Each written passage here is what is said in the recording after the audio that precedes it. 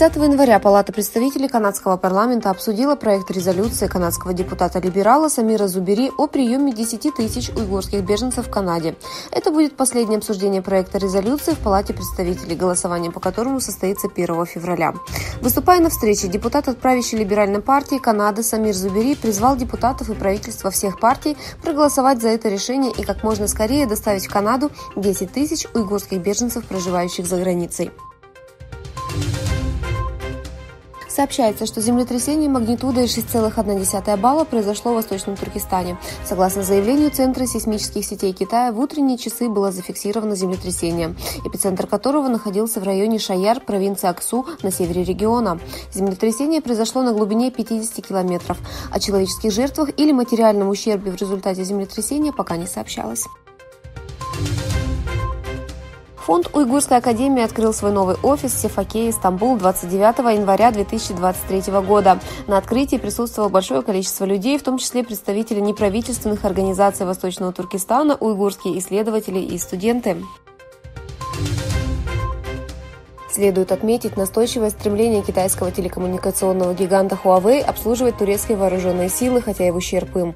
Компания Huawei, которая ведет интенсивные переговоры с Анкарой и местными мобильными компаниями, подрывает свои хорошие отношения, которые она установила в Турции.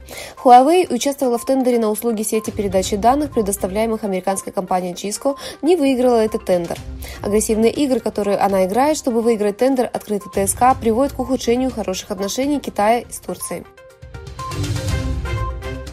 Между Китаем и США разразился еще один новый кризис. Китай сообщил, что новоизбранный спикер Палаты представителей США Кевин Маккарти выступает против предполагаемого визита на Тайвань. Официальный представитель Министерства иностранных дел Мао Нин на ежедневной пресс-конференции в Пекине ответил на вопрос о том, планирует ли Маккарти посетить остров, находящийся в конфликте за суверенитет с Китаем, в связи с сообщениями о том, что Министерство обороны ведет подготовку к этому визиту. Президент Турции Реджеп Таyyip Эрдоган отреагировал на акт сожжения Корана, который произошел в субботу в Швеции, и заявил после заседания Кабинета министров, что заявка Стокгольма на членство в НАТО не будет поддержана. Учреждение Аль-Азхар в Египте призвало всех мусульман бойкотировать голландскую и шведскую продукцию. Абдул-Джалил Каракаш, президент Центра культуры и информации Восточного Туркестана, заявил по этому поводу: «Тиранический режим Красного Китая сжигает религиозные книги, в том числе Священный Коран, который был основой ислама. Он сжег не одну, а сотни тысяч книг.